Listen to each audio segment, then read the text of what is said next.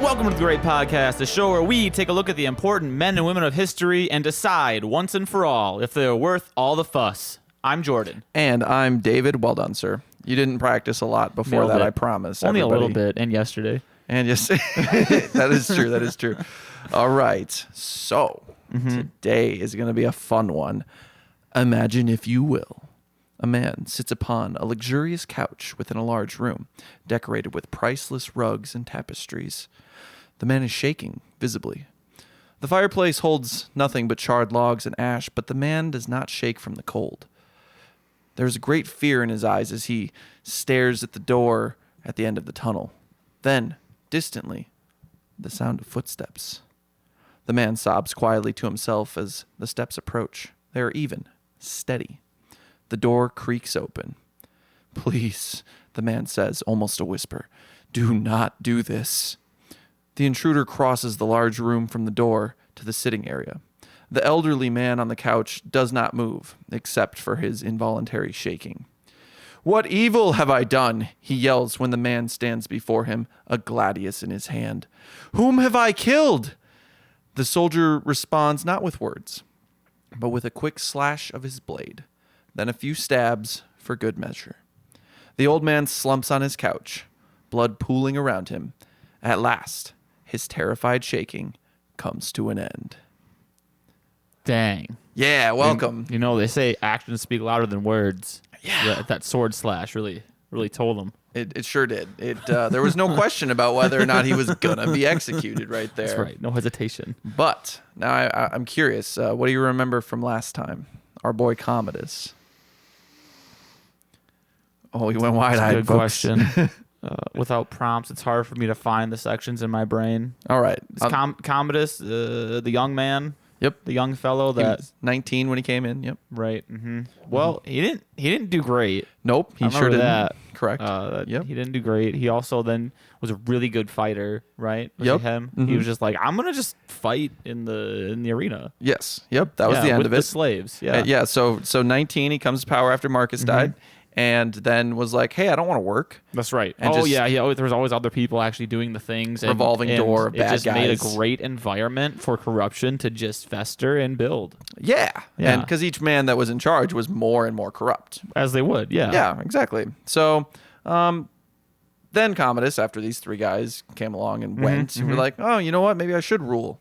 And by rule, as you said, he meant become Hercules, Right. living god. He is Hercules. He is, in fact. Right. Get the statues changed. Yeah. And also going to look really badass in the arena. And then got choked out like a fool. He sure did. And that brings us actually neatly into where we begin, because we don't know Wonderful. what followed him getting choked That's out like true. a fool. Yeah. Going full Conor McGregor, tapping out like a little bitch. "Oh, my neck's getting Except cranked." he didn't stop choking him. Yeah, except he didn't stop. That is true. He tapped and he was like, wait, why? What? He didn't stop. Oh, no. Well, Khabib almost didn't stop either. If you don't follow MMA, none of that made any sense to you, and I apologize. funny. But anyway, let's pick up. As we saw last time, while Marcia was poisoning Commodus and hoping that would kill him, Latus, the Praetorian prefect, was running around Rome seeking out a man who could step into the that's purple right. Yeah. to avoid a power vacuum. Yeah, like, oh my God. Yeah, shades of Nerva here. Remember, he's the one that came in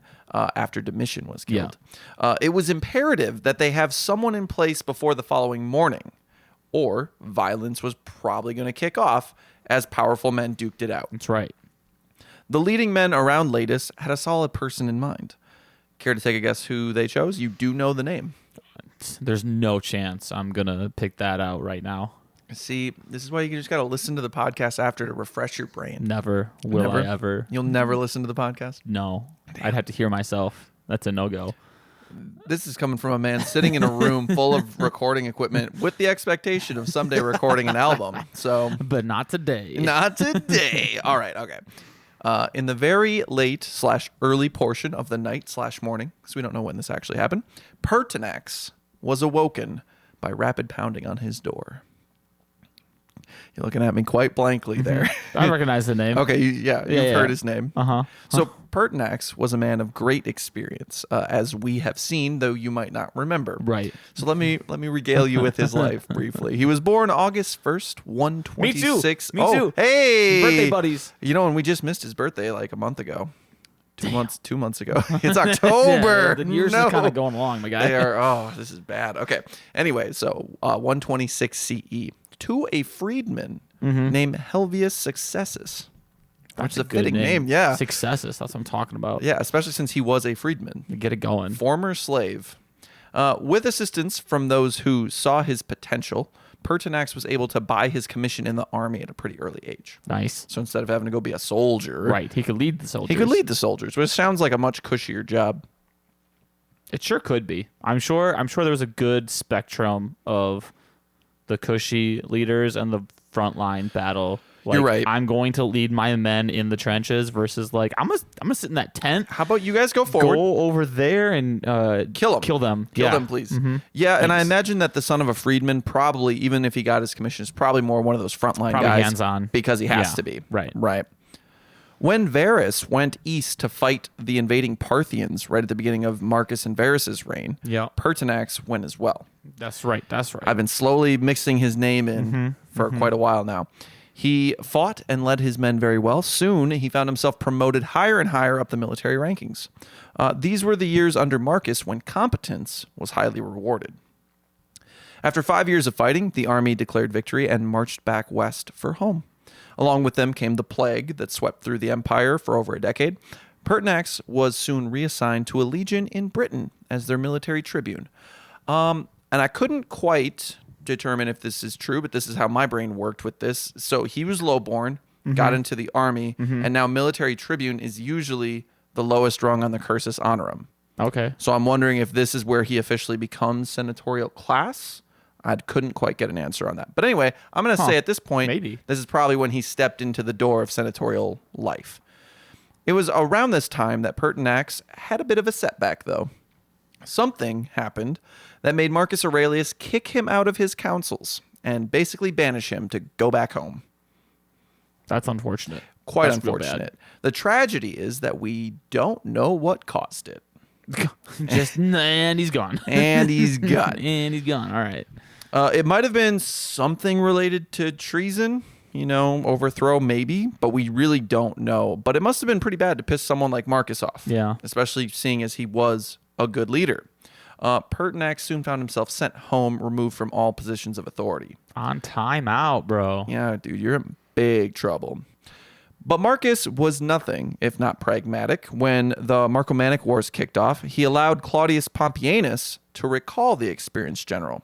Claudius Pompeianus being the husband of Commodus' sister, remember, who then, after she tried to overthrow Commodus, he went, all right, I'm going to go retire. Yeah. Cool? Yeah. Cool. So, yeah. Got out of that pretty quick. So Pertinax returned and picked up right where he left off, being a pretty good general. As a result, in 175 CE, he was made suffect consul. Nice. Council.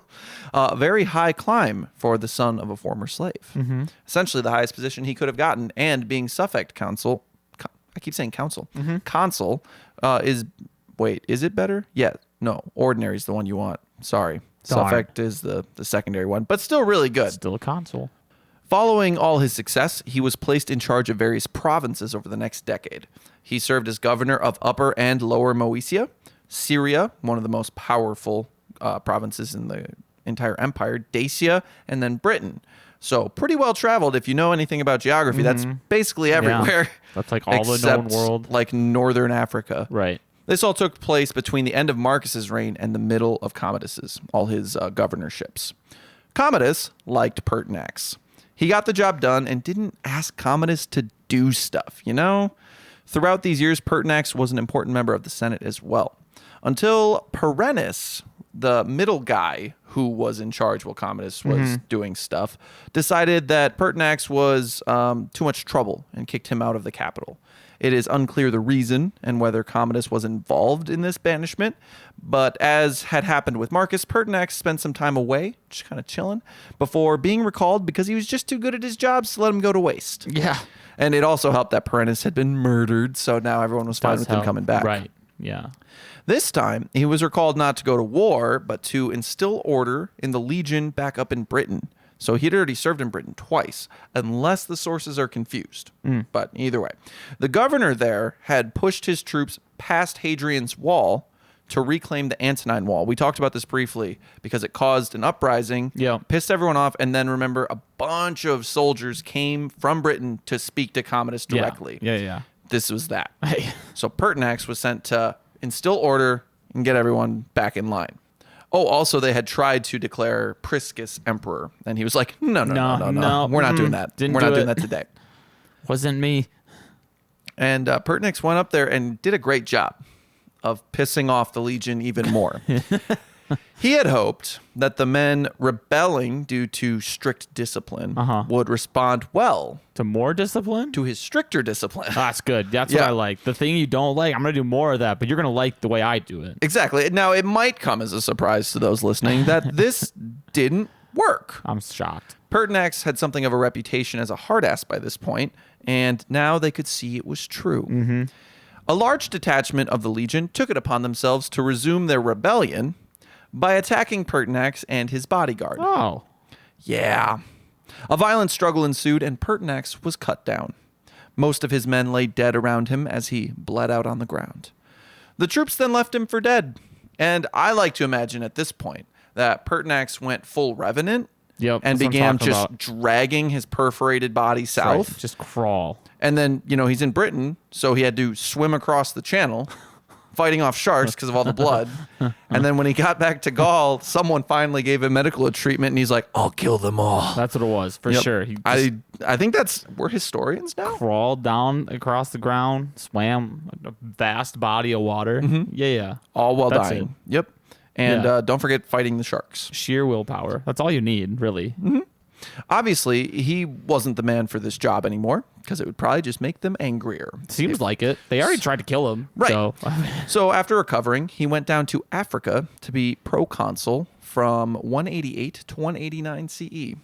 And the astute listener will notice that we're rapidly approaching the end of Commodus's reign. This position seems to have been much more relaxing than Britain. No one tried to murder him. Yeah. Upon returning to Rome around 190 CE, he was made the urban prefect. Nice. Okay. Yep. Chief of police. Exactly. During his tenure, the people started getting a bit hungry. And when people get hungry, what happens often? Not even literally hungry, like they're starving? Correct. Oh, okay. Well, riot. We got to steal some food. They get angry. Yeah. A little bit of hangriness going around. They get very angry, in fact, especially when they think that this guy, Cleander, is responsible for the food supply shortage. Dang Cleander. Yep. So, as we saw, the mob turned violent, and then Cleander sent the Praetorians out to instill order. Right. Through violence. That's right. The best way to fight off a almost violent mob is with more violence. All the violence. Yeah. A message soon arrived for Pertinax. Send out the urban guards to help in the fight, please. Thanks. This came from the Praetorians, and they expected that the city police force would help. Right. They helped. Yeah, they did. But see, Pertinax was no fan of Cleander. The man was rotten to the core and as corrupt as they come. So Pertinax did send the men out to fight, but he sent them out against the Praetorians. That's right. Help the rioters. Exactly. Now, seeing that they were outnumbered, the Praetorians fell back. They didn't want to fight people with actual swords. Yeah, naturally. Not as fun as slaughtering people with no armor and no weapons. Cleander was quickly slaughtered by the mob, and Pertinax served as ordinary consul alongside the emperor. Nailed it. So high honors for helping bring down the guy that Commodus had put in charge. Interesting man, Commodus. Hey, we all know Commodus doesn't care. Correct. He just doesn't want to do things. Right. Pertinax was still urban prefect on New Year's Eve of 192 CE, when the loud banging on his door rudely awoke him. His servants opened the door to find Latus there, looking haggard and nervous. Hey, man, I need a favor. Help. He had several Praetorians with him. According to Herodian, Pertinax remained seated on his couch, as he said he always knew this day would come. Mm. He figured it was finally his time to be executed on the whims of Commodus. Mm-hmm. A bunch of soldiers are he's now like, at my huh. door. Well, Middle of the come on. night. Well, all right. He was going to take it like a brave Roman man, as one might expect from someone of his reputation. However, the prefect quickly filled Pertinax in on what had transpired. Likely leaving out the whole murder part. There's been an Commodus is accident. dead. That's right. Let's leave it at that. He died. We don't know how it happens. Then he made his offer. Will you, Pertinax, assume the purple to stave off a civil war? Pertinax probably couldn't believe his luck. Not only was he not going to be murdered, but he was also being offered the very top job. The highest position. Mm-hmm. There were very few respected senators who were also in Commodus's good graces. So him moving up into the purple would assuage both the pro and anti-Commodus regimes that were going to pop up. Right. Still, Pertinax needed confirmation that Commodus was dead before he would even entertain this idea. Easy. Show me the body. Exactly. But problem, as one might expect, they had rushed the body out of the city. Yeah. That's Some fair. slaves had wrapped him in a tapestry. So Pertinax sent a few of his most loyal men to where Latus said the body was being hidden, and they confirmed. Like, yep, that's him. He's dead. And Pertinax agreed. Nice. He would become the next emperor. The two leading men and their small entourage set off into the night. First stop, the Praetorian camp. As it should be. Here's some money. Stay happy and quiet. Wow, are you Okay. a prophet, Jordan? No. a very bad memory, but that one happens a lot. So You are correct. Up to this point, almost no one in the guard was aware of Commodus's death, which was part of Latus's role in all of this. He kept it hush-hush and kept those loyal to him around Commodus. It fell on Pertinax to inform the men of this tragedy. He claimed the emperor had died of apoplexy, choking on his food, as he was such a gluttonous douchebag. He left out that last word, but everyone knew what he was talking about. Right. Man shoving his face all the time. Exactly. He was always eating, always drinking. He was bound to die at some point. Right. Still, many were clearly wary of this new man stepping in to assume power. Fortunately, Latus's presence helped to settle any nerves. Their boss was standing right next to Pertinax as he spoke, so clearly this was on the up and up. Latus also reminded the guards that Pertinax was well loved by the troops on the German border. The strongest legions in the empire. You guardsmen should certainly love him too, don't you think? And they all thought, that sounds great. Yeah. That sounds wonderful. The men's feelings were also helped when Pertinax promised them a substantial donative.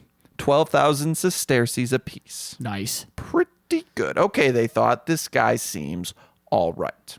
The guard proclaimed him their emperor, and Pertinax gave a long speech, but Dio wraps it up with this. There are many distressing circumstances, fellow soldiers, in the present situation, but the rest, with your help, shall be set right again. At this time, some of the guards looked at one another.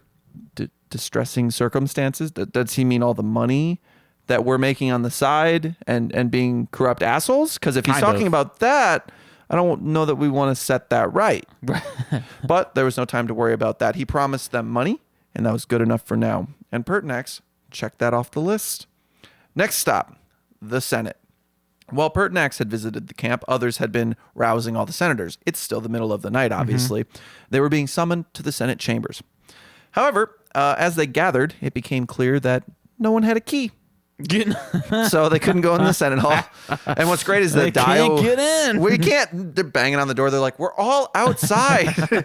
Dio is here for all of this. So his account is quite valuable. Firsthand, yes. A quote of what Pertinax. Oh, wait. So they moved to a nearby temple instead and heard the news from Pertinax. Here's a quote from Pertinax from Dio, since he was there. Quote, I have been named emperor by the soldiers. However, I do not want the office and shall resign it at once. What? But the Senate would have none of that. That's right. No, please. They love the idea of him being in charge. Plus, as mentioned, Pertinax was probably one of the most respected and experienced members of the Senate. For sure. And now he was going to be emperor. Much better than Commodus. Yeah. Perfect. Well, most people are much better than Commodus. Yeah. It's a low bar, but they were they were happy to jump over. So they proclaimed him emperor, and everyone breathed a sigh of relief. Commodus was dead, Pertinax was in charge, and a power struggle was averted. The people went mad with excitement at the news the next morning. While Pertinax was made emperor, Commodus was declared a public enemy. The people and the Senate wanted Commodus's body so they could do mean things to it. Oh, man, it's gone. Sorry. Ah, shucks. It's already been buried. But you know what we do have? Lots of statues. Why don't you get to it, guys, says Pertinax with a nudge and a wink. And they did. All across the empire, statues were brought down, many of them looking like Hercules, oddly enough. It'd be super fun to be told by your ruler, just go break things. Break it all. Break them. Yep. It'd be very fun. People danced in the streets and rushed off to the temples to offer sacrifices as a sign of their gratitude at finally being free from the madness. Mm-hmm. That night, as Pertinax settled into bed for the first time in the palace, so maybe I've written this in a weird order where I jumped ahead and went back, he grew nervous. As mentioned, he was the son of a freedman. Mm-hmm. Despite the love and support of the people, Pertinax knew there were plenty of powerful men in the Senate who would not approve of his appointment. He thought it would be a good idea to keep an eye on some of them, notably one of the consuls this year, a man named Falco. As word traveled slowly in those days, it took time for the empire to learn of this regime change. Some governors were so fearful that they imprisoned the messengers who delivered the news. They thought that maybe this was one of Commodus's sick tests of loyalty. Oh, man, could you imagine? The dupe of dupes. Yeah. Hey, excuse me, Governor. The Emperor Commodus has sadly passed, and Pertinax has taken his place. Arrest this man. Yeah. Put him to the question. He's lying. I don't believe it. But soon, though, everyone was really just getting very happy with the idea that someone much more stable was in charge. Not living on high edge the whole entire time you are alive is better. Yeah. It seems like it would be. Those words all came out terribly. We're both kind of babbling today. That's all right. So, Pertinax quickly set about making reforms. Mm-hmm. Commodus and his henchmen had spent 12 years messing everything up. The economy was in shambles, and corruption was everywhere. Mm-hmm. I did not mention this last time because there just was a lot more interesting stuff going on, but Commodus had devalued the Roman currency significantly. I can't imagine. Right. Can't imagine how. This is likely spending so much money. I was just going to say, to pay for all the just dumb shit that he was buying. So much. Pertinax sought to fix this right away. He raised the silver content from 74% to 87%. That's a big jump. Big jump. This would have been Again, I'm not an economist, but this would have been huge. This would have changed the value of money significantly. Still, the empire was desperately broke. When Pertinax reviewed the treasury, only 1 million sesterces could be gathered. Oh, no. Total. That wouldn't even be enough to bribe the Praetorians with what they had been promised. Oh, God. Pertinax began selling off Commodus's ill-gotten goods. Mm-hmm. The vast wardrobe and collection of weapons and chariots were sold off as quickly as they could, as were those slaves he'd collected in his brothel. Fortunately, those who could prove that they were not slaves prior to Commodus, and when he just went, "Oh, you're hot. You're going into the brothel now." Yeah. Anyone who could prove that they weren't prior slaves were then set free. Mm. But if you were already a slave, you were just sold again, obviously. I mean, that's, the wonders of slavery. Through this mass sell-off, Pertinax was able to raise enough funds to pay the Praetorians and also give each citizen 100 sesterces. Dang. Yeah. Well done, citizen. Pertinax. Crazy socialist bastard. Yeah. Pertinax also sought to restore some discipline within the Praetorian Guard. First and foremost, they had to stop attacking civilians in the streets. That is a good start, I think. Yeah, you generally don't want the imperial bodyguard just beating people up. Yeah, just like that is their pastime. Right. We're doing it for fun. Yeah. We're bored. It would seem that under Commodus, the guards were permitted to do just about whatever they wanted. Yeah. This included being dicks to the populace, along with their extortion and blatant corruption. Mm-hmm. Great times. As one would imagine, the guards did not like this new way of doing things. Hitting people with sticks was their job, after all. Well, as Herodian put it, and I love Herodian here, they were not prepared to tolerate a well-ordered rule. Which is just nicely put. Yeah. Dio notes that Pertinax had an open-door policy with the senators, which was very nice. He listened to their requests and ideas and spoke kindly and genuinely in response. A nice change of pace from Commodus, I'm sure. Pompeianus, the man we talked about earlier, who had kind of helped bring Pertinax up through the military ranks, actually returned briefly Oh, nice. from his retirement, even though his eyes were too bad. He had left after his, we already talked about that, Commodus's sister and all that. Now that things were settled, he came back to see his old friend and war buddy, as Pertinax owed so much to Pompeianus. Things were looking quite good, considering the circumstances. The major issue was that Latus was still around and acting a little more enthusiastic than was maybe warranted for a prefect of the guard. Remember how Commodus had paid a bunch of German tribes for peace, like right away, even though they were winning the wars? Right. Well, according to Dio, Latus then started demanding some of that money back. That's not great. And it's not his place. Yeah. You're either. kind of jumping over real hard. Right. He said Commodus was gone and Pertinax was in charge now, he said very loudly. This struck fear into many of the barbarians. They had fought against Pertinax for many years in the Marcomannic Wars, and he didn't lose often. Dio doesn't say if they returned any of the money, so who knows if it worked. But still, he's overstepping a bit. Latus also posted a list of names, mainly like pseudonyms, silly nicknames, and sums in the forum for all to see. And I'll let Dio explain.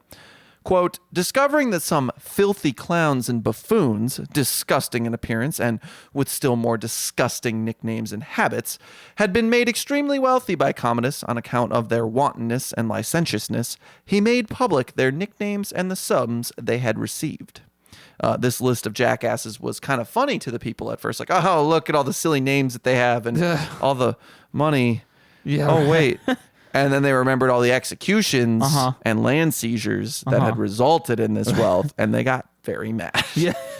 So Latus is doing a bunch of stuff that's just kind of stirring the pot. Yeah. And maybe he shouldn't be. Pertinax likely felt unsafe in removing Latus, seeing as he had so recently masterminded an assassination. He could, however, get a loyal man of his own in his old position as the urban prefect. This role went to his father-in-law, Flavius Sulpicianus. Notably, he did not give his wife the title of Augusta, nor did he declare his son Caesar. In fact, he wouldn't even let his family come live in the palace. Either for their safety or because he doesn't like them. Not sure. It's, let's see. It's most likely because of the safety, but Dio has another theory. So first off, he divided his personal belongings between his son and daughter. Basically gave them the inheritance since he doesn't need it anymore. Then he had them go live with their grandfather, likely to protect his family in case this doesn't go well. Right. His authority was still not fully clear. A lot of people really liked him, but it was still rocky. These were in the early days. He didn't want to risk their lives. Or his wife was such a skank that she couldn't be Augusta and sully the name, which is just something Dio mentions offhandedly, and I thought I'd let you know. Probably not it. Probably not it. Thanks, Dio. Just throw it in there. Dio's just like, I like you, Pertinax. Your wife, though. I don't know, man. I don't know about her. Anyway, the Senate and the public were loving their new leader. He was cleaning up as much corruption and vileness as he could, as quickly as he could. But you know who doesn't like it when corruption and vileness start to go away? The people that are doing the corrupt things. Exactly. And as one would imagine, Commodus's reign had placed countless people. Oh, yeah. So many. Every position of government. Yeah. And regardless of their ability to perform the requisite duties, obviously. So you got these people who aren't good at their jobs and also people that are just siphoning money out of the government. Yeah, they probably paid to get the role. Right. And then we're like, extortion. Correct. Extortion. And here comes Pertinax out of the blue to make their piles of gold less valuable and remove the steady stream of illegal income. Right, yeah. The percentage went up, but theirs didn't. Right. Because it's still old. The lower. That's right. Yes. Your gold's old, so stanky. What an ass Pertinax is their thought. Most importantly, many of the Praetorians were growing quite unhappy. A quote from Herodian again. While men lived in this happy state of well-ordered government, the soldiers of the guard alone were upset about the prevailing conditions and longed for the old life of riotous, drunken behavior under the tyranny when they could plunder and terrorize. I love Herodian, man. Just stray animals. I like it when it was chaos. Yeah, because I led the chaos. It was great. Stories differ on whether Pertinax had already paid in full on his promise of 12,000 sesterces. Either that or he had paid most of it by this point. Regardless, they wanted more. Right. As That you was, do. kind of how we're looking at these guys. They always want just a little bit Always. more. There's never enough money when it comes from greed. But now he was acting like the guards should behave like soldiers or something. Ridiculous. They were soldiers, damn it. Quit saying we aren't. Right. He also wanted them to do their jobs. Well, no, they wanted them to do a different job, apparently, because we're our supposed to job is- beat innocent civilians. That's our job. Yes, and take their money, damn That's it. right. Instill order by fear. Who does this guy think he is? Because of this discontent, the guards began plotting. They could put someone else in charge, just as Latus had done to get Pertinax. They just needed a man to take up the mantle once Pertinax was removed, and they settled on the consul, Falco. That's a great name. Yep. I don't foresee it going well. Well, Falco had been outspoken against Pertinax from the very beginning. The Historia Augusta tells us that Falco accused Pertinax of complicity under Commodus. After all, Pertinax was the urban prefect for the 2 years Commodus was going batshit crazy. Pertinax responded, quote, "Consul, you are a young man and do not know the necessity of obedience." Oh, Which is a fair point. get him with it. Well, the alternative was, hey, Pertinax, you should have stood up to Commodus and died. Yeah. Like, what? What do you mean? Also, Falco's name had been on the list of executions that had kickstarted the conspiracy to kill Commodus. Because Commodus's plan, some may remember, maybe not you, was to also kill both consuls and then emerge as like the gladiator god consul guy. That was part of his plan. Yeah, dude was psycho. Crazy. Bad shit. But regardless of all that, the Praetorians approached Falco with a proposition. We will remove Pertinax and you will be emperor, on condition that we get to go back to being paid to bully and harass helpless citizens and you don't make us work hard. Also, call us soldiers even though we don't behave like soldiers. This was a very big sensitive point for the guards, as I mentioned. You hurt my feelings. Pertinax wanted them to be soldiers and kept reminding them they weren't, and their egos were very bruised. Well, Falco agreed to this plan. While Pertinax was out of Rome at the port city of Ostia, the first time he left the city after becoming emperor, the guards set the coup in motion. Now, accounts differ on whether Latus was involved in this plot. My belief is that he was not. Dio claims he was. The reason I don't think he was is because we'll see that he doesn't get executed after this. So we'll see. yeah, also, why would he do all this to get Pertinax in charge if he was just like, aha, but I'm going to undermine you again. Right. And still not be the man in charge and put someone else in charge. Right. What? Despite still being in the same position. Yeah. Right. Oh. Either way, someone spilled the beans and Pertinax found out about what was happening in the capital. Get him. So he rushed back to the city and assembled the Senate. So while he's there, obviously, the coup can't go through. Right. Basically put down by him just getting home in time. Here he reminded them, and the guards and freedmen who were in attendance, that he had found the treasury with only 1 million sesterces, yet had managed to pay each guardsman more than Marcus had done. Oh, get him. This wasn't true, according to Dio, but You why? lied. It's just, but why let the truth get in the way of a good time? That's right. Pertinax was essentially shaming the guardsmen for their greed. And you'll be shocked to learn that they did not take kindly to this. They said, how dare you, sir? How dare you? However, there was still the matter of Falco. He was willing to take the purple through connivance and potentially violence, and he had to be dealt with. Now, the Senate said that they would declare him a public enemy and call for his immediate execution. Sounds good to me. Well, it's kind of a scary thing that the Senate would call for their own consul to be executed. It's never a good sign when, political parties start calling for their own people's execution. Just recognizing that he's terrible. That he's terrible. That is, yeah, you're not wrong. But then Pertinax rose from his seat and raised his hand. He said to the men there, quote, "Heaven forbid that any senator should be put to death while I am ruler, even for just cause." Wow. He had promised not to kill any senators, and he meant to stick by that. So instead, Falco was exiled from the city. And then later killed. Like a week later. No. Damn. Well, we don't know much more about him. Oh. So the theory is that he went off and lived on one of his country estates and just disappears from the record because Smart man. He had survived 2 emperors that could have killed him Right. He was very like, quickly. Yeah, all right, cool. He's like, I'm out, just like Pompeianus. It's like, maybe I just don't be here anymore. Right. Cool. So Falco went free. But that did not mean everyone got off with a slap on the wrist. Pertinax ordered that those officers in charge of this plot be executed immediately. Or perhaps it was Latus who started calling for the executions. Maybe he had been involved and wanted to tie up the loose ends. Either way, the execution of several guardsmen made the rest of them very nervous.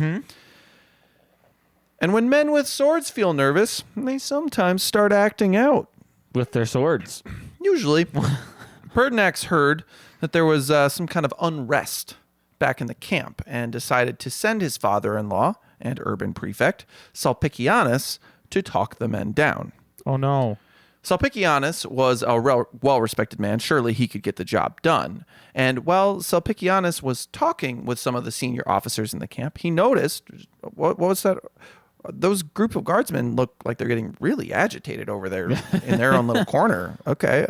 Soon those men were shouting, and between 200 and 300 of them That's a lot. Stormed out of the camp. Oh, they just... And Sulpicianus and the men he was talking to, very concerned, start looking around like, what are they doing?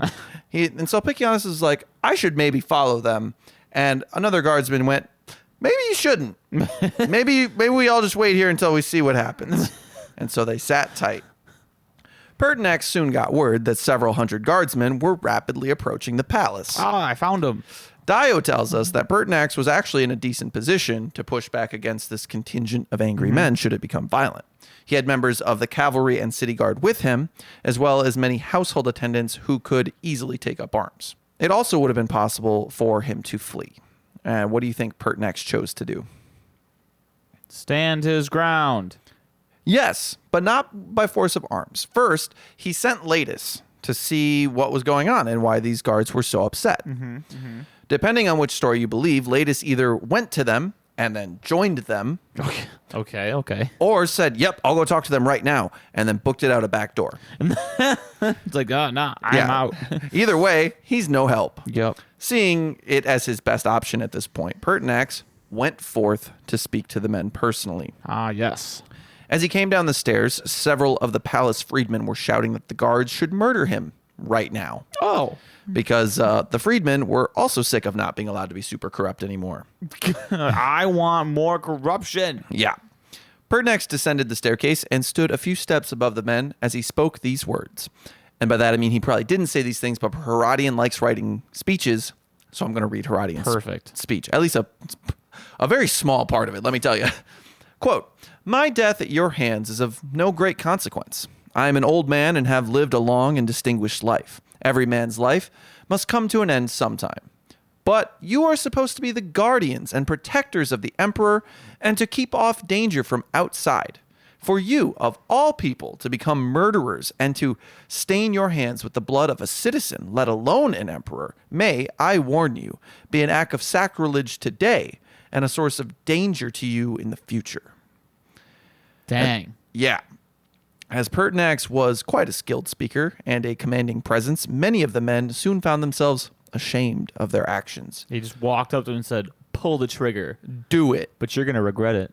This isn't what you want to do, but if you really think you do, go for it. Do it.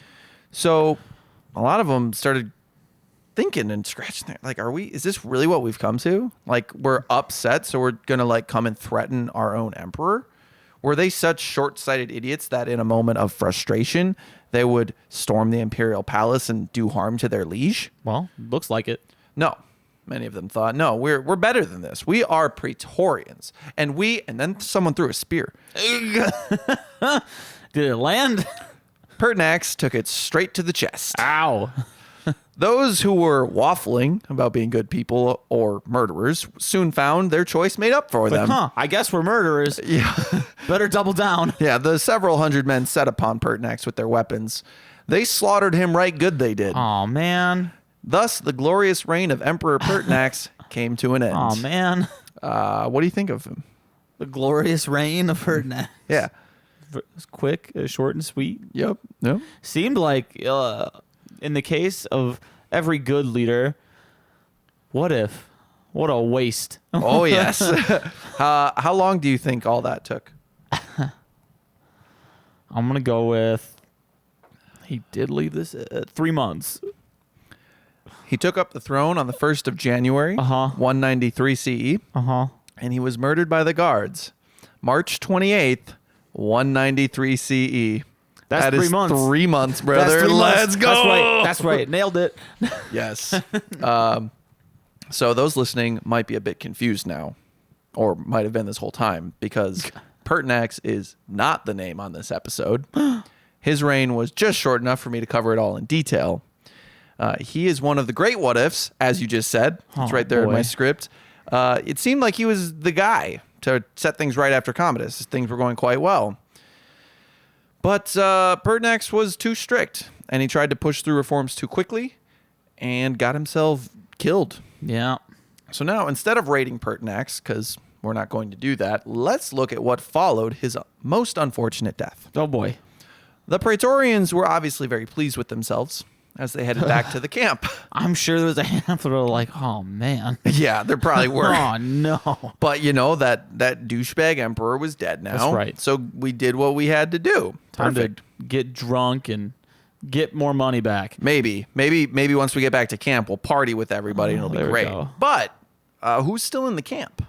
Pertinax's father-in-law. Correct. So Julianus and the other guardsmen watched as those who had left now came back, no longer shouting in anger, but triumphant. One story claims that they had Pertinax's head on a spike as they entered the camp. That's no good. So that would be Sulpicianus going, "That's my son-in-law." Huh.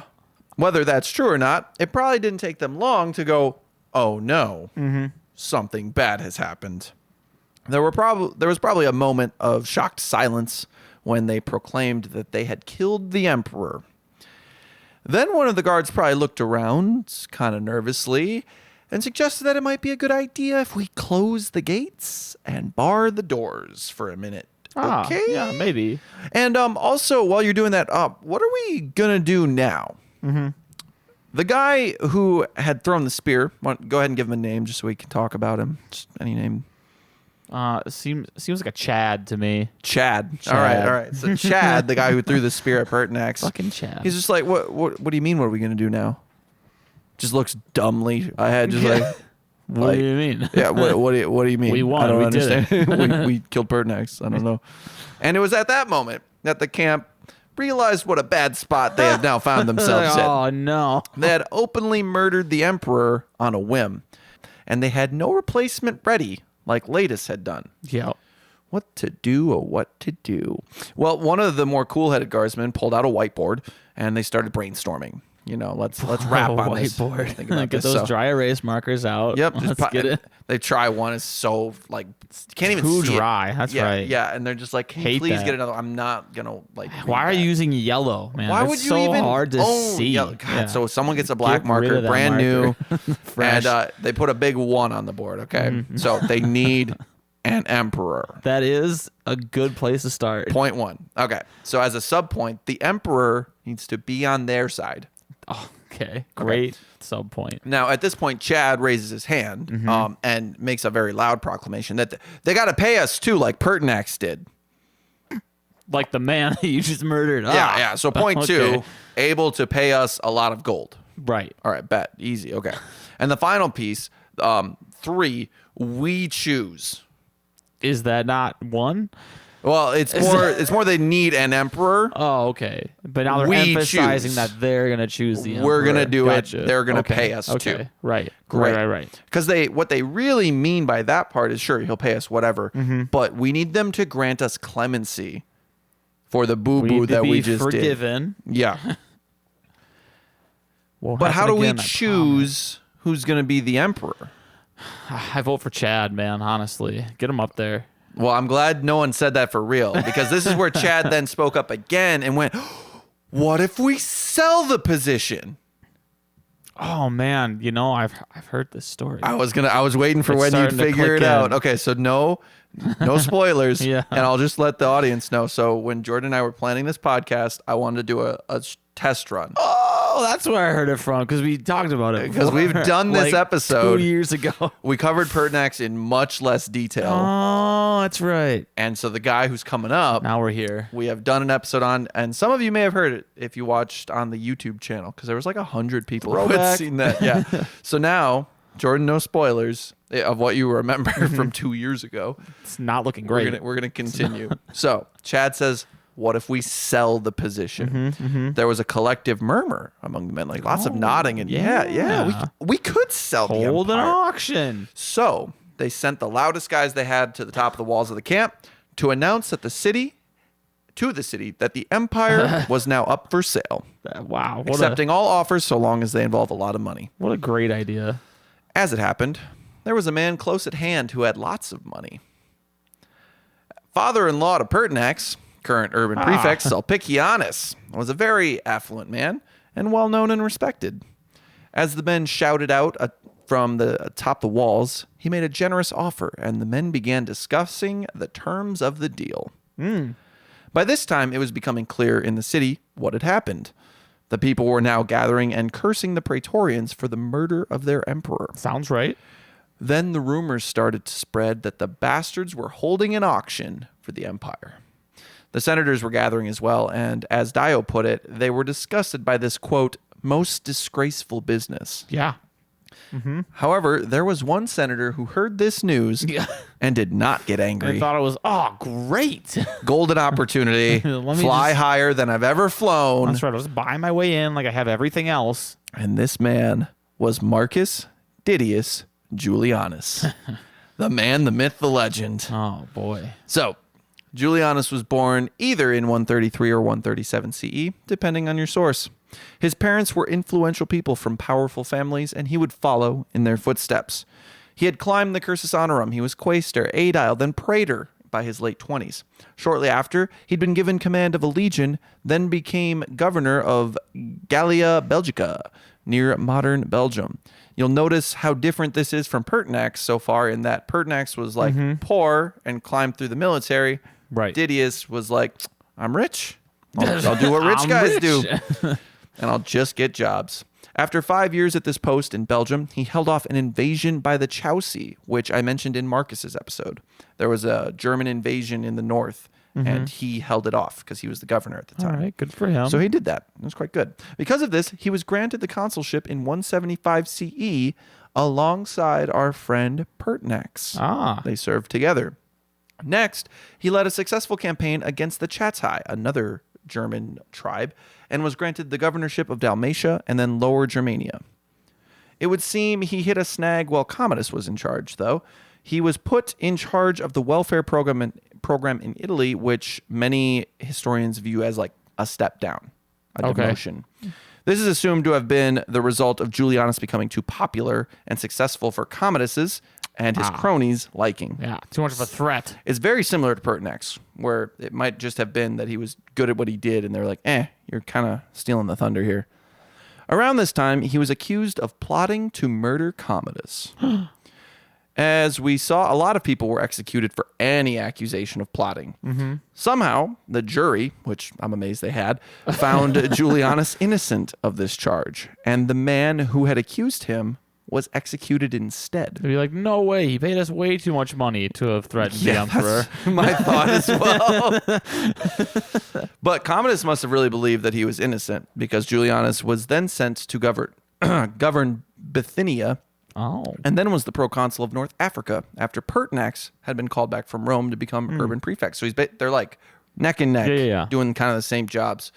As 192 CE came to a close, Julianus was back in the capital, just chilling. He was doing his usual stuff of sitting around the Senate hall and being rich. Yes, as you do. Right. When on New Year's Eve it came to light that Commodus had died and Pertinax ascended. As most people were on board with Pertinax, it is likely Julianus also saw the wisdom in having the experienced man in charge. Obviously, Julianus knew him well since they'd shared so many posts together. But then came the night a few months later when Pertinax was struck down by his guards. Julianus was sitting down to a nice meal with his family when the shouts in the streets alerted them. Clearly something was going on out there. It soon became clear that they, once again, were lacking for an emperor. And then the word came through that the guards were actively auctioning off the position of emperor. Stories vary on who convinced Julianus to throw his name in the hat for this auction. Some claim it was his wife and daughter, who were super eager. Like, hey, do it. Yeah. Go. We want to be royalty. We want to be famous. Others say some guardsmen came and begged him to come seize the throne. Whatever the truth, Julianus took little convincing to give it a go. After all, what good is vast wealth and power if not to secure more wealth and power? I mean, yeah. Logical thought. That's all it's for. Julianus headed to the Praetorian camp. He tried to enter, but found the door locked and no one there to open it. Right. So he began shouting over the wall. Said, hey, I got some money for you. Hey, yo, I hear you got a sale going on. That's right.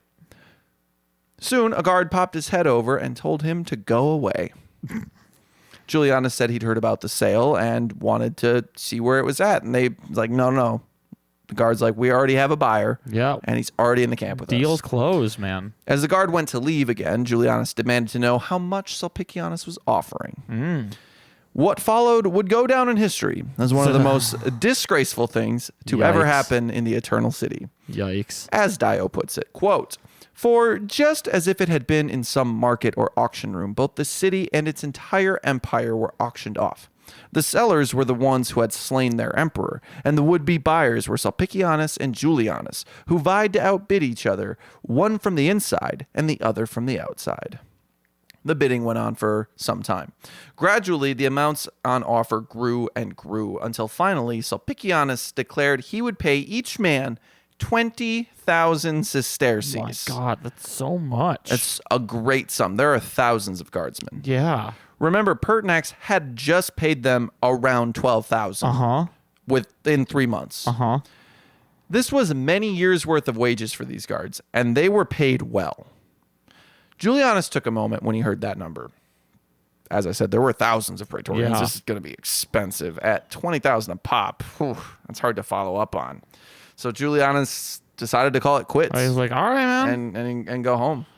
Just kidding. He offered 25,000 per man. So much. That's so much. Yeah. How does he? Now, okay. So are they making these offers based off of their own personal wealth?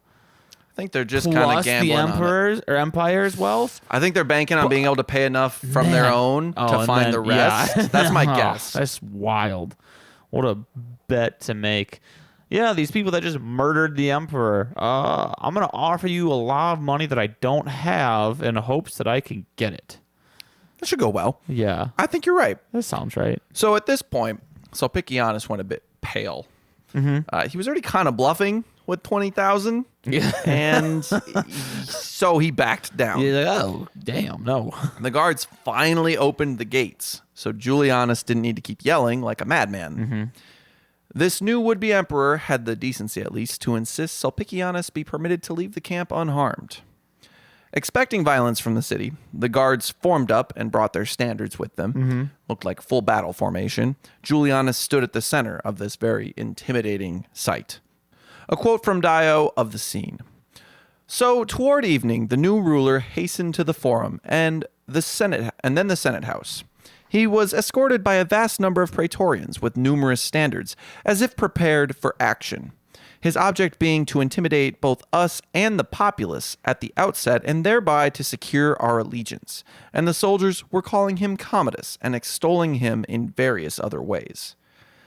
Dio goes on to say how fearful the senators were of this change in regime. Many knew Julianus to be a bit of a snobbish prick, and Dio himself had spoken against Julianus in court. Those who were in Pertinax's inner circle, or those who are openly supportive of Pertinax, also feared this man walking down the streets. They didn't even know if he had been involved in the murder. Julianus arrived at the forum and, as I said, moved to the Senate House. The new emperor called a meeting of the Senate and waited for them to arrive. I'll let Dio explain the scene. Quote, we pushed our way through the soldiers, entered the Senate House, and heard him deliver a speech that was quite worthy of him, in the course of which he said, quote, I see that you need a ruler, and I myself am best fitted of any to rule you. I should mention all the advantages I can offer, if you were not already familiar with them, and had not already had experience of me. Consequently, I have not even asked to be attended here by many soldiers, but have come to you alone in order that you may ratify what has been given to me by them. Dio rightly points out that that's a blatant lie. We had to push through soldiers to get in here. I didn't bring any soldiers with me. Nope. I'm alone because you guys know me so well, and obviously you like me. Why would I even bring soldiers? I would never. Dio goes on to say, he reminded us of our knowledge of the kind of man he was, in consequence of which we both feared and hated him. Yeah. It's like, you know what, dude? We didn't like you before. We don't like you now. Really don't like you now. Yep. Big oof. Bang. Julianus graciously accepted the Senate's confirmation of his ascension. Yeah. Then he headed up to his new home, the palace. Yes. Remember that all of this happened over the course of a single night, according to most sources anyway. When Julianus arrived at the palace, he was almost giddy to see that the dinner that had been laid out for Pertinax still remained there. Oh my God. Aside from the dinner, what else would still be in the palace, do you think? Not his family, because he was smart and he was like, nah, you guys get out of here. Correct? God, no, his body? Yep. So Pertinax's body was still there, maybe headless. Well, Julianus and his buddies gorged themselves and gambled throughout the night. Oh, that's nice. Yep. One story even said that he smiled about the body or something. Oh, man. Was pretty happy about it is basically Yeah. the vibe. This dude was clearly showing his colors early. Dio tells us that the senators went to pay their respects the following morning, as they probably would. They worked hard to keep their faces from showing their sorrow and frustration.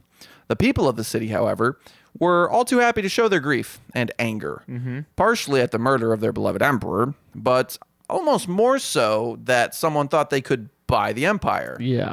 The Augustus was a sacred position and not some commodity to be purchased by the rich. It's fucked up, my guy. After the senators paid their respects, Julianus joined them in the Senate chamber for the usual sacrifices. The Senate sat through it, fearful of the guards and desperately trying to hold their tongues. When that was done, Julianus stepped outside to find a very large group of plebeians had formed, and they were pissed. Get him.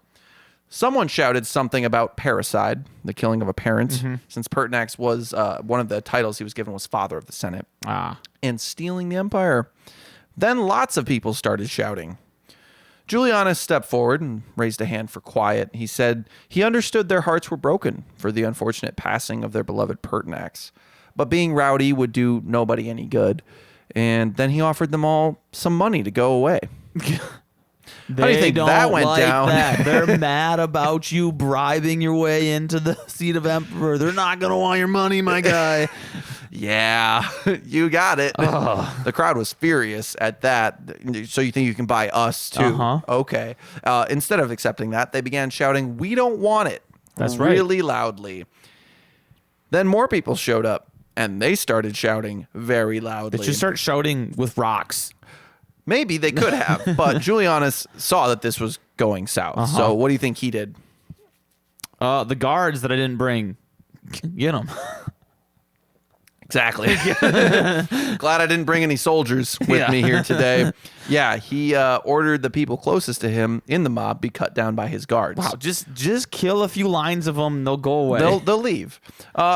Unsurprisingly, this inflamed the crowd, and soon violence was breaking out around the city. I can't imagine why. Skirmishes between soldier and citizen spilled blood everywhere. People began arming themselves and fighting back as best they could. Finally, after a long day of peril, the people gathered in the circus for a moment. And this was actually a pretty common place when the people were very upset. They would gather in the circus because it's huge and could fit everybody and bitch and moan and discuss. But it's a pretty bad sign when literally the whole city goes there. Right. Word was sent across the empire to the generals. Oh, no. Who had the strength to come and save the eternal city from this greedy tyrant. The one people hoped for the most was Pescennius Niger. He was an accomplished general that we've talked about briefly and currently serving as governor of Syria. The following day, the crowds began to disperse, but they held their hope that someone was going to come and save them. Julianus spent the next bit of time trying to make nice. He held banquets and was a jovial and generous man to the Senate and other powerful people. When the Senate voted to build him a gold statue, he declined it. Instead, he requested a bronze statue, which might seem like a nice, oh, no, it's too expensive. I'll take a bronze one. That's perfectly fine. But what he really was saying is, well, it seems like the gold ones always get melted down at some point, but the bronze emperor statues are still up. And then Dio makes the point, as he whispers to his buddy next to him in the Senate, like, no. The ones that are still standing are the ones we like. Yeah, right? Yeah. Like, no. Those were good Yeah, the other ones were melted for a reason. Julianus did not have much time enjoying his rule. However, the letters that had been sent by the people arrived in the hands of several generals pretty quickly. Good. 3 are important for our tale. 1 really for today, but we'll cover more later. Severus, Albinus, and Niger. Severus Snape. Who knew? Severus was in charge of Pannonia, which is directly northeast of Italy, so right past the Alps. Albinus was the governor of Britannia. And Niger, as I said, was in Syria, and that is probably one of the most powerful provinces in the empire at this point. All 3 of them have, at this point, openly declared that they will not stand for some pissant buying the empire. They wanted the empire, and they would take it like Romans, damn it, That's through right. extreme violence and military force. That's right. We're going to march in there. We're going to take it back. Right. Now, the man in the best position to swoop in and do this was Severus, since he was very close. Exactly. And swoop in he did. He set off with great haste to beat the larger military force of Niger, who was going to be moving much slower from further away. He just needed to get to Rome and establish himself quickly. That's right. his plan. We'll discuss all of this in more detail another time, but Albinus was essentially convinced to sit this one out. All right, bet. I mean, So- there's 2 armies going there. Yeah, maybe that's enough for now. We'll wait. See what happens. Regardless of that, Julianus was terrified when he heard Should this be. news. Severus was mere days or weeks away, and he had the Danube legions with him, Experienced. the best. Yeah. Julianus looked around at what he had. A bunch of fat, greedy play soldiers. Yeah. So I also made a little list like that. I was like, the spoiled, weak little piss boys, Yeah. For real. the Praetorian guards, and a civilian population that hated him. Uh-huh. Still, Julianus was a military man. We know that he had plenty of experience, and he set about setting up defenses. Firstly, he had Severus declared a public enemy. Perhaps one of his men would do the right thing and kill the usurper. Nope. Next, he began building up fortifications. Now, Rome didn't really have walls at this point. They wouldn't need Right. to.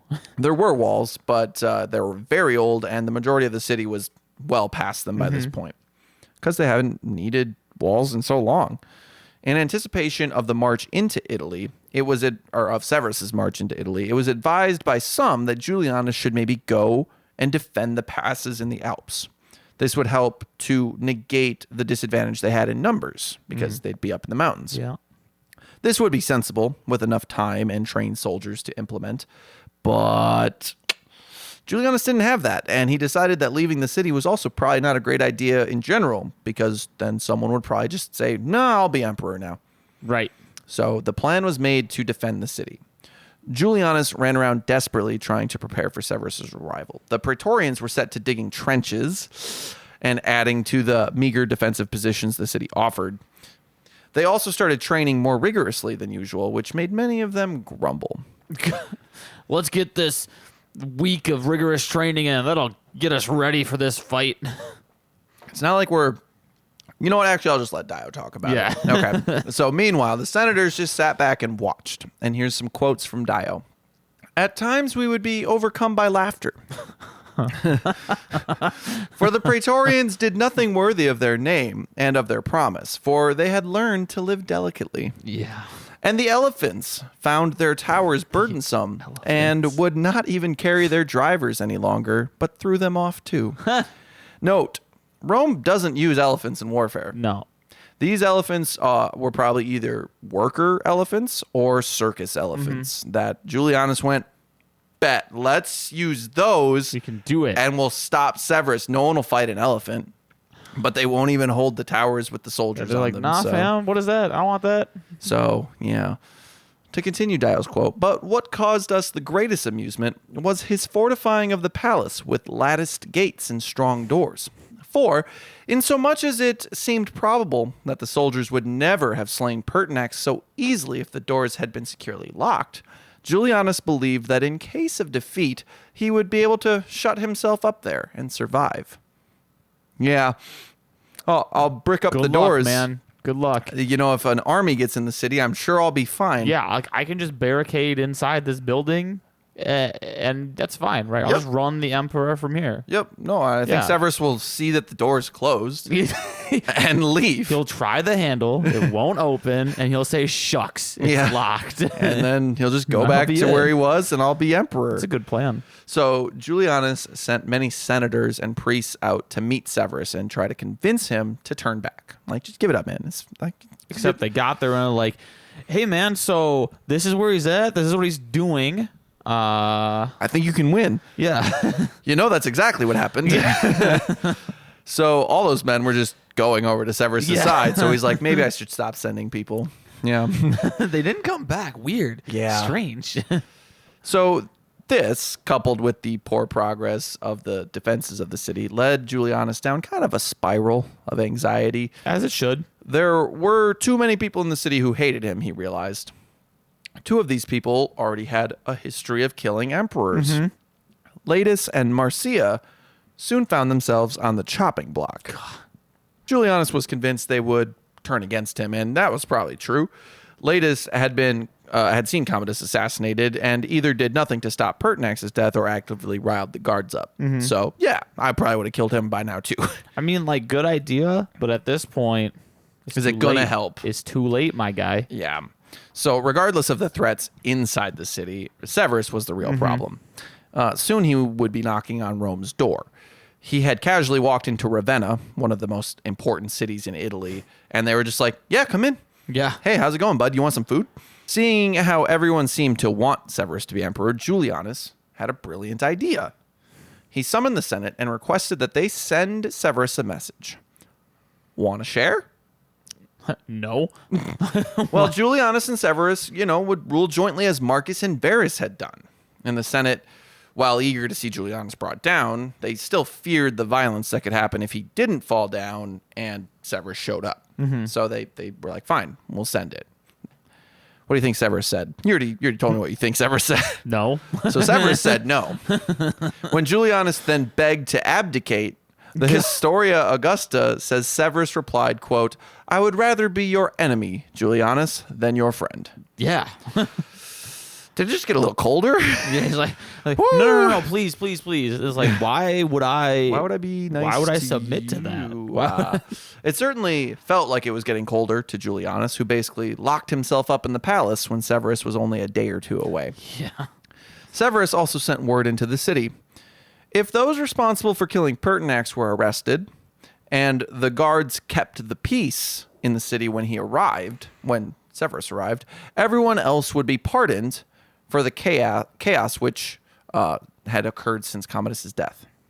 Wow, that's a pretty nice bargain right Seems there. like a pretty good deal for all these guardsmen who are now in a really bad spot and facing off against an army. Hey, that was number 2 on their list. It was. We need to get forgiven. Yeah, you're right. But this was really bad for Julianus. Yeah. His men were probably not going to win the fight regardless, but at least they offered a chance. Now Severus had marched in with an army and convinced Julianus's meager forces to not fight. Everyone could see the writing on the wall. While Julianus cried and screamed about his poor luck while sitting in the palace, the consuls convened the Senate. Clearly, Severus was going to win. It was decided that Julianus should die. Yeah. A large delegation of the Senate rushed out to inform Severus of their decision and bestow imperial power upon him. Very soon, Julianus was dead, and Severus marched into Rome as the new emperor. Let's go. What do you think of the mighty reign of Didius Julianus?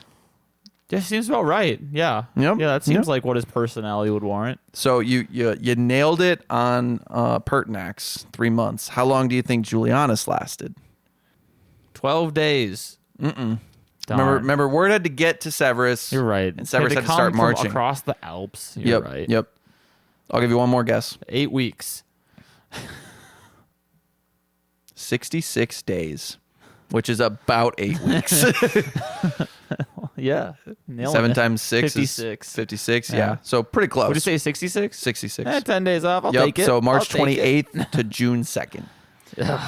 And now I can say very loudly and happily, welcome to the year 193 CE, the year of the 5 emperors. Oh, Yay!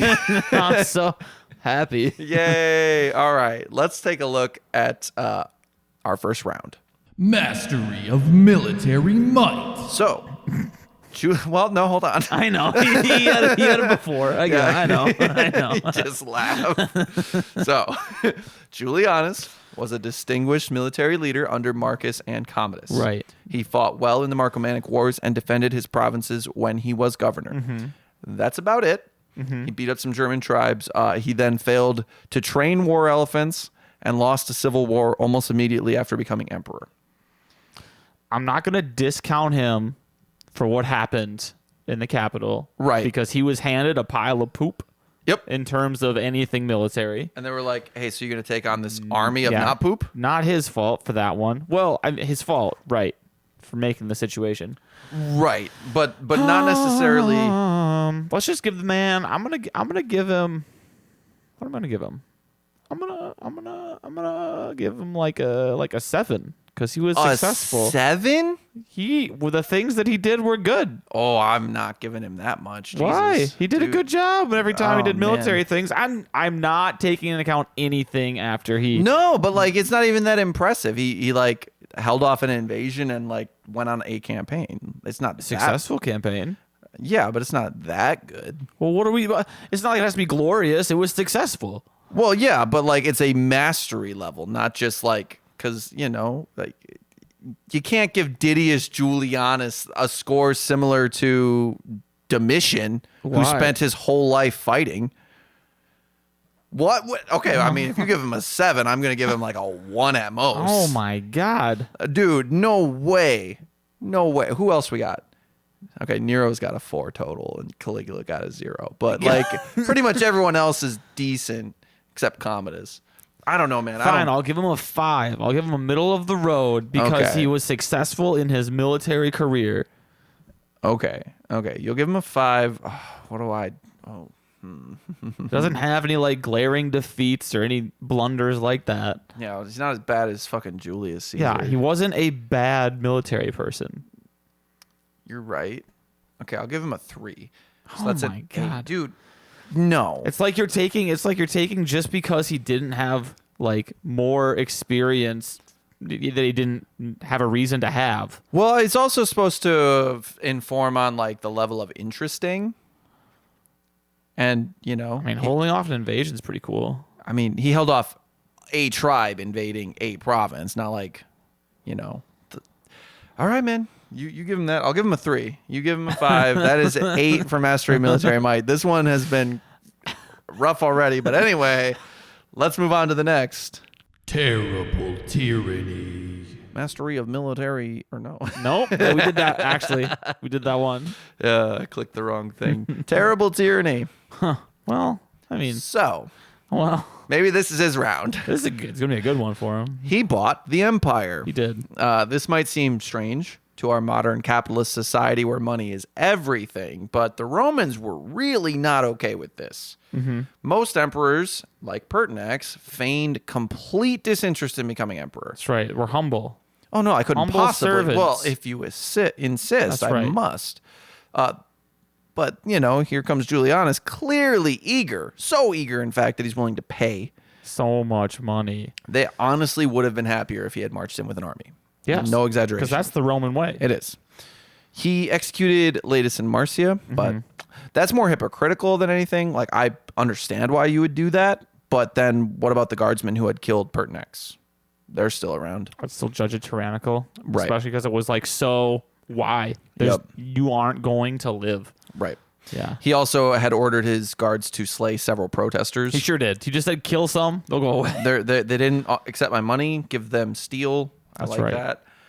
that. Dio and the Historia Augusta tell us that he had several young boys sacrificed to the gods to gain some divine intervention. I personally that's just find that good hard to thinking there. believe. It's just good thinking. Just gotta cover all the bases, Maybe if we just kill some boys, the No, gods will we're help us. Offering the gods. Sacrifice these boys to Okay. the gods. There You're you right. go. Thank you. Yep. So I don't really believe that because Romans just didn't do that by this point in history. Yeah, Like this wasn't is really their thing several anymore. centuries after they had outlawed it and made that was taboo.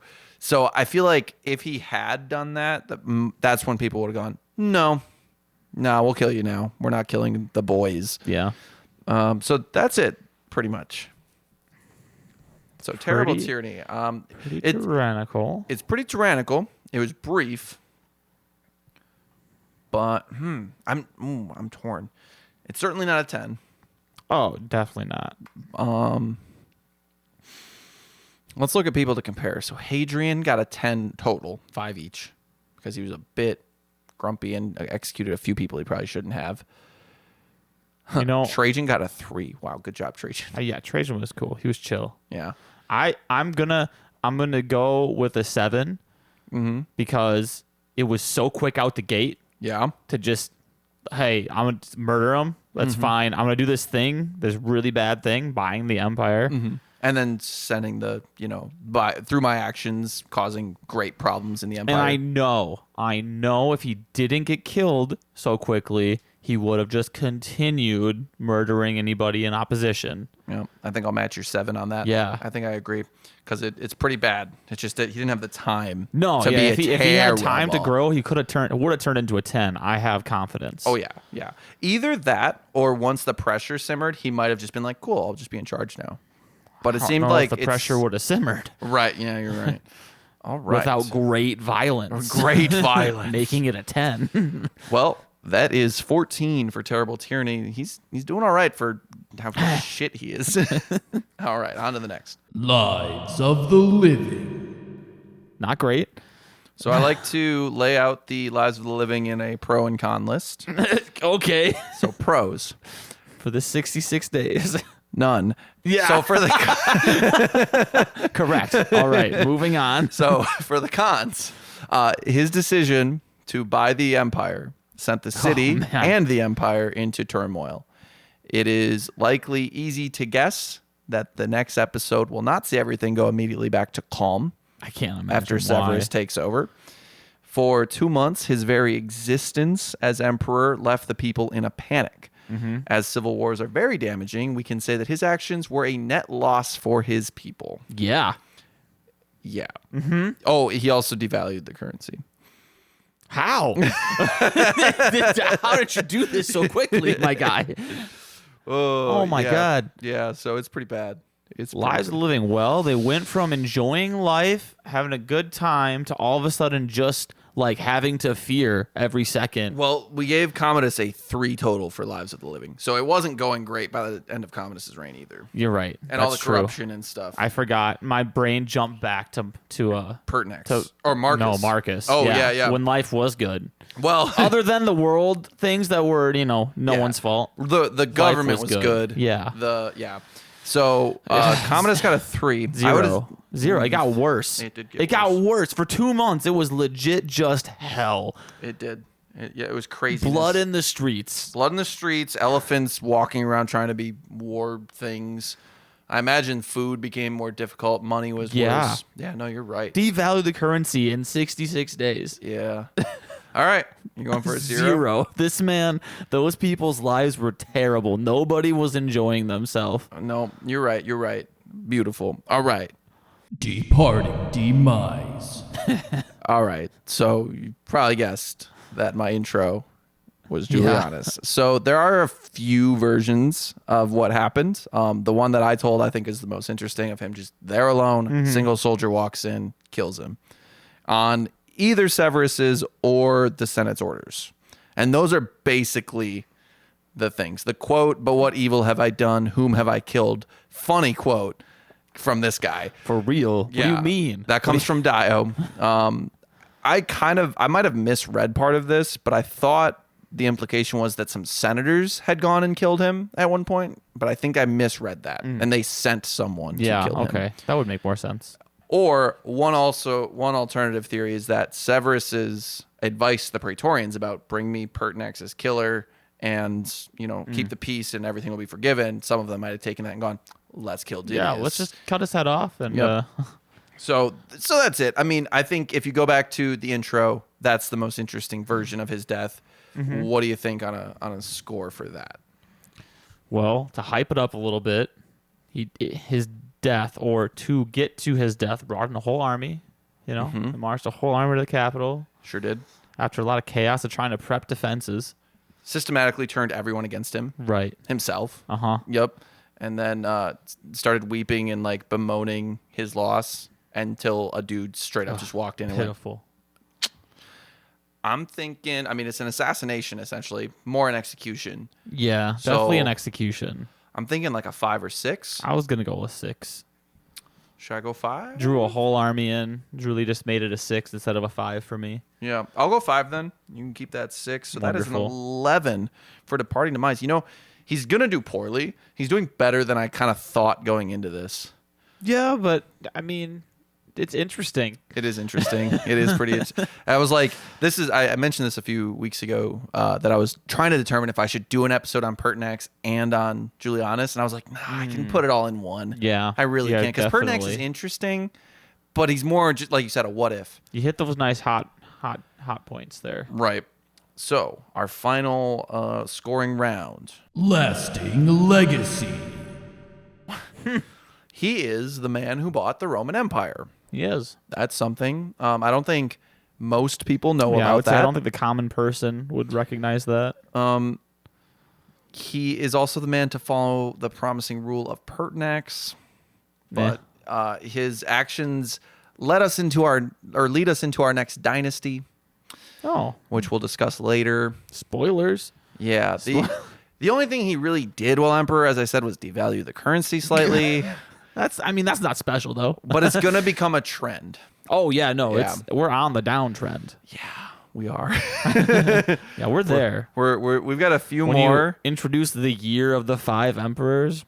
Yeah. Well, So, that's a big spider next to us. got it. him. But yeah, I don't know. There's not much. He has a legacy for sure, but I think it's pretty minimal. I'm gonna go with a 3. Me too. I think, and that is, because like you said a few episodes ago, you said 3 as well. Yeah. A lot of the ones we talked about earlier really were, the reason I found them interesting is because they have a legacy. But this guy is one that no one's heard of. Oh yeah. A bunch of the other ones, people have probably heard the name. Yeah. This, no one knows who No. Didius Julianus No idea. is. Weird ass name. Didius. Yeah, Didius. Okay. It doesn't. You don't look. What do you think he got? Let me look here, because I don't think it's man. any surprise that he's the lowest, but our lowest currently is 53, and I think that's Caligula. No, it's Nero. Yeah, Nero is 53. What did Julianus get? Don't do math. Probably less.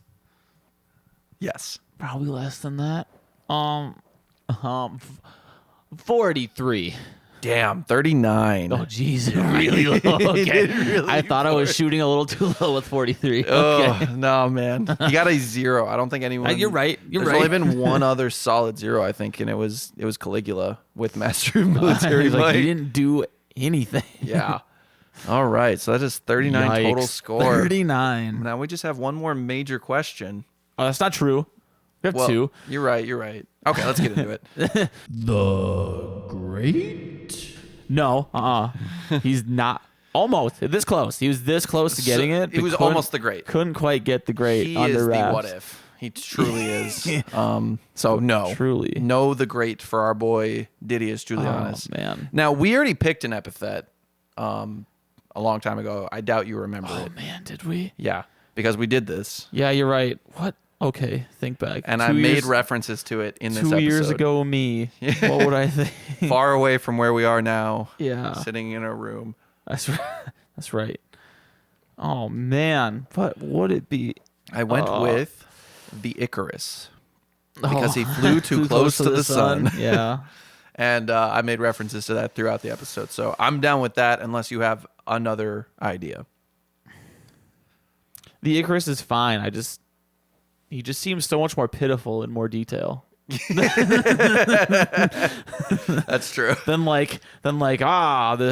a successful man that just went too far. Right, yeah. It's more like, I don't know, this guy kind of sucks. You got to look at the Icarus analogy as more of a ignorant or not greed. Yeah, It's like, I was too greedy. Yeah, it would. Yes. Yeah. Or you could just call him like the robber baron. You know, a rich dude who just tries to buy his way in. Sorry, I've been listening to Talos Rankium, American presidents, and they're talking about robber barons a lot. Also, check out Talos Rankium; they're great.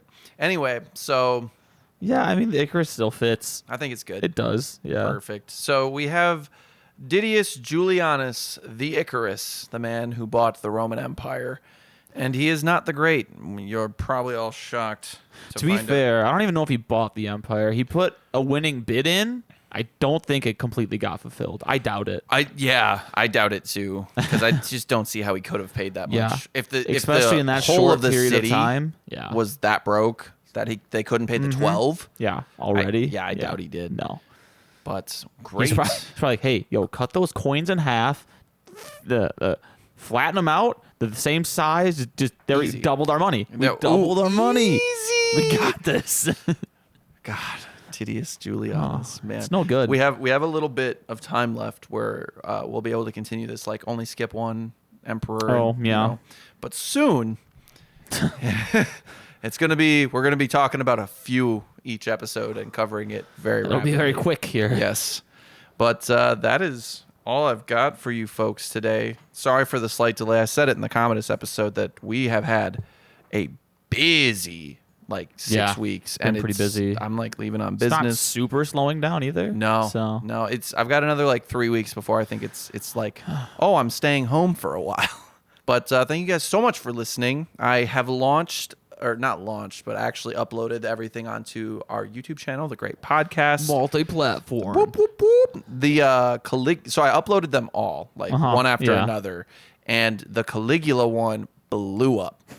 Over 100 views in literally a day. People are like, I know that The name. rest have almost no views. One or less on many. Well. The also for podcast, the audio version, I want to say it was Hadrian, has significantly more listens than all the others. Hadrian's name is recognized. So people are like, oh yeah, Hadrian's Wall. I don't know what. Oh yeah, haha, I remember that Yeah. guy. Yeah. Anyway, bye.